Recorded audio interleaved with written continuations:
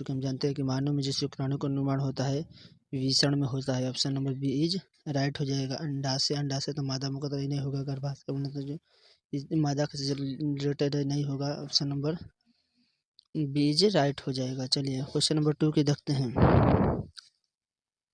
निषेचन की प्रक्रिया कहाँ है? निषेचन की प्रक्रिया होती है कहाँ होती है? तो चूँकि हम जानते हैं कि निषेचन की जो प्रक्रिया होती है फैलोपियन ट्यूब में होती है या फैलोपियन नलिका में। Option number B is right हो जाएगा। चलिए क्वेश्चन नंबर 3 को देखते हैं कि मानव में गर्भधारण की अवधि कितनी होती है? तो चूँकि हम जानते हैं कि मानव में जो गर्भधारण की अवधि है लगभग 9 मंथ होती है, और 9 मंथ में अगर हम गुणा करते हैं, मान लें कि 30 की लमसम घात करते हैं तो 0,270 यानी कि बोल सकते हैं कि हम 270 दिन हो सकता है। Option number C is right होता है। चलिए क्वेश्चन नंबर 4 को देखते हैं कि प्लेसेंटा की मुख्य कार्य क्या है? प्लेसेंटा क्या होता है? जब माने कि जब भ्रूण में बच्चा होता है तो प्लेसेंटा होता है, तो उसका क्या करता है? तो बच्चों को आप प्लेसेंटा के माध्यम से क्या करना? पोषण प्राप्त करना, हार्मोन बढ़ना, पोषण प्राप्त करना, शिशु निकालना। उपयुक्त सही। Option number D is right हो जाएगा। चलिए क्वेश्चन नंबर 5 देखते हैं कि क्या बोला जाए। टेस्टोस्टेरोन हार्मोन स्रावित होता है। टेस्टोस्टेरोन हार्मोन कितना होता है? क्योंकि हम जानते हैं कि टेस्टोस्टेरोन जो है मादा सॉरी जनन पुरुष के अंतर्गत है, पुरुष के रिलेटेड है, तो पुरुष में ये हो जाएगा, विषण से संबंधित हो जाएगा। क्वेश्चन नंबर 6 है कि आनुवंशिकता का जनक किसे कहा जाता है? जो आनुवंशिकता का जनक किसे कहा जाता है? क्योंकि हम जानते हैं कि आनुवंशिकता का जो जनक है ग्रेगर जॉन मेंडल को कहा जाता है। ग्रेगर जॉन मेंडल ने क्या किया था? मटर नामक पौधे पर अपना प्रयोग किया था। मटर में क्रोमोसोम की संख्या कितनी हो जाएगा? 14 हो जाएगा। और कितने जोड़े हो जाएंगे? तो 7 जोड़े हो जाएंगे। Option number B is right हो जाएगा। चलिए क्वेश्चन नंबर 7 के स्टार्ट करते हैं। बोला जा रहा है कि मेंडल ने अपने प्रयोगों पर किस पौधे का प्रयोग किया था? मटर हो जाएगा। Option number A is right हो जाएगा।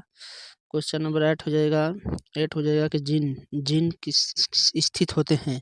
जीन किससे स्थित होते हैं? तो चूँकि हम जानते हैं कि जो जीन होते हैं राइबोसोम में, सॉरी गुणसूत्र में होता है, गुणसूत्र यानी क्रोमोसोम में होता है। Option number C is right हो जाएगा। चलिए क्वेश्चन नंबर 9 देखते हैं कि मानव में गुणसूत्रों की संख्या कितनी होती है? तो हम जानते हैं कि मानव में जो गुणसूत्र की संख्या पूछा है, संख्या कितना हो जाएगा? 46 हो जाएगा।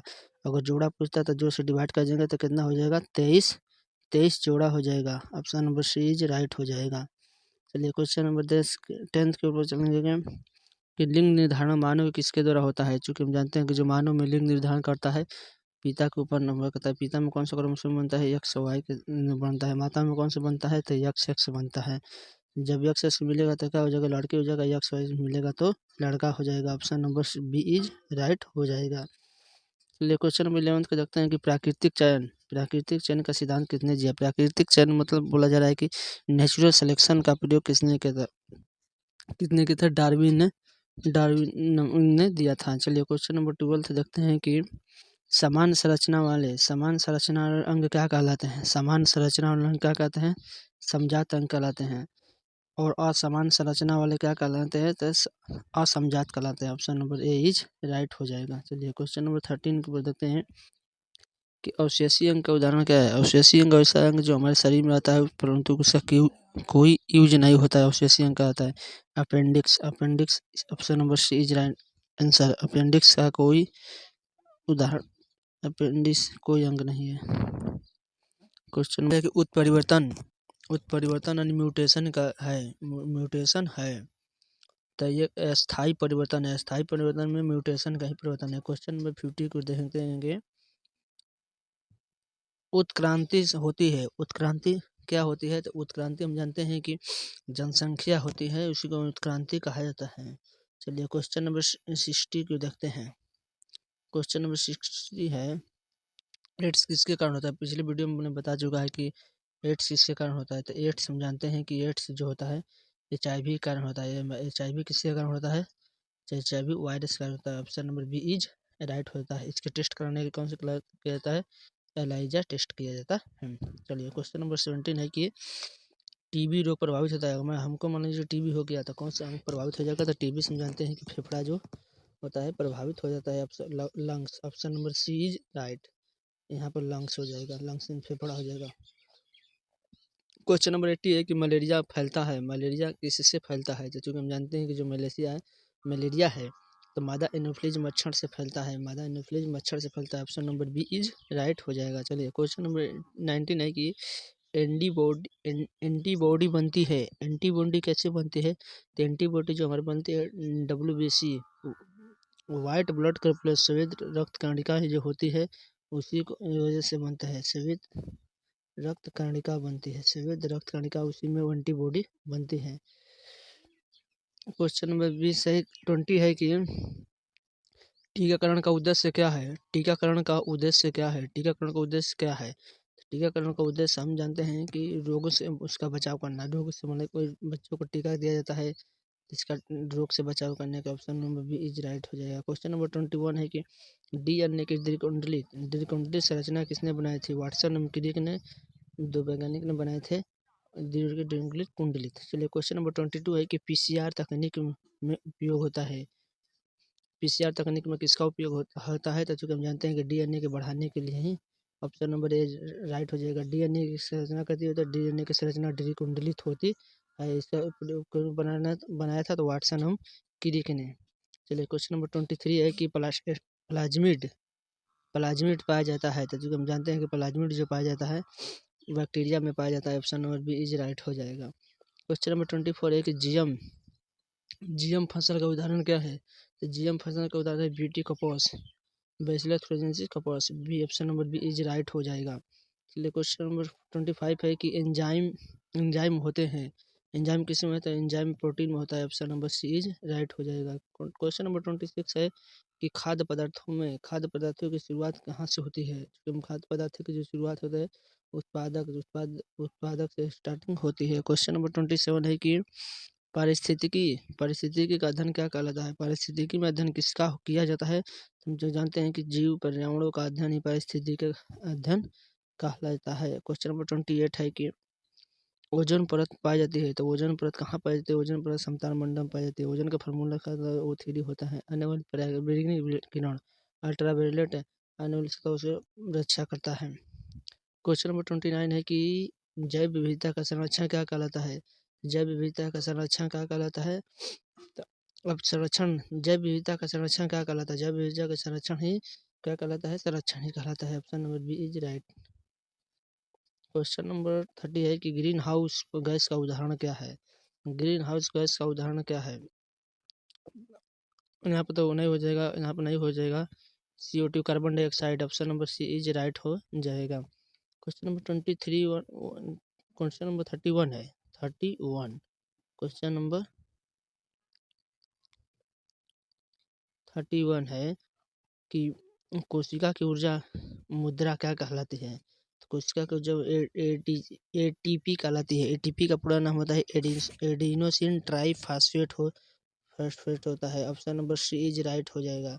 चलिए क्वेश्चन नंबर 32 एक देखते हैं कि पौधे में श्वसन कहाँ पर होता है? तो कुछ हम जानते हैं पौधे में श्वसन कहाँ पर होता है? तो दिन रात दोनों में होता है। कहाँ पर होता है?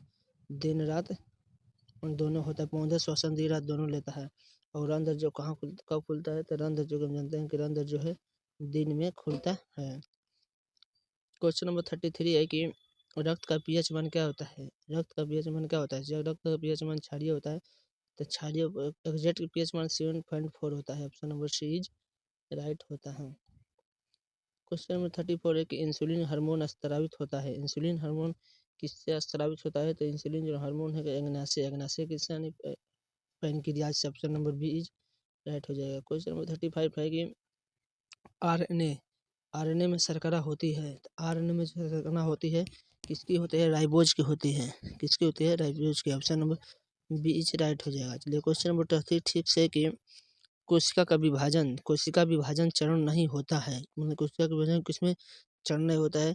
तो प्रोफेज मेटाफेज एनाफेज टीलोफेज इसमें होता है, ग्लाइकोसिस में नहीं होता है। Option number D is right हो जाएगा। चलिए क्वेश्चन नंबर 36 है कि हृदय की धड़कन के नियंत्रण करना है। हृदय की धड़कन का नियंत्रण करना साइनिकुलर नोड कहते हैं। Option number A is right हो जाएगा। और 1 मिनट में कितना धड़कता है? तो 1 मिनट में 72 बार धड़कता है। छोटे बच्चों का धड़कन बहुत अधिक होता है, लगभग 100 के पास होता है क्योंकि जल्द ही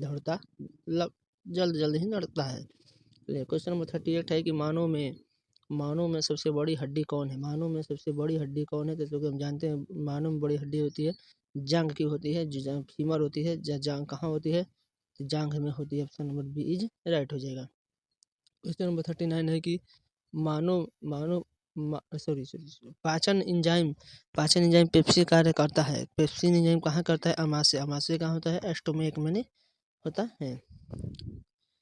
चलिए अब क्वेश्चन यूरिया क्वेश्चन नंबर 14 है कि यूरिया बनता है मतलब यूरिया कहाँ बनता है, जो हम जानते हैं जो यूरिया हमें बनता है यकृत यानी लीवर में बनता है। Option number C is right हो जाएगा। क्वेश्चन नंबर 41 है कि प्रकाश संश्लेषण में की प्रकाश अभिक्रिया होती है, कहाँ होती है भाई लोग, तो यहाँ पर होती है ग्राना, कहाँ पर ग्राना में हो जाती है।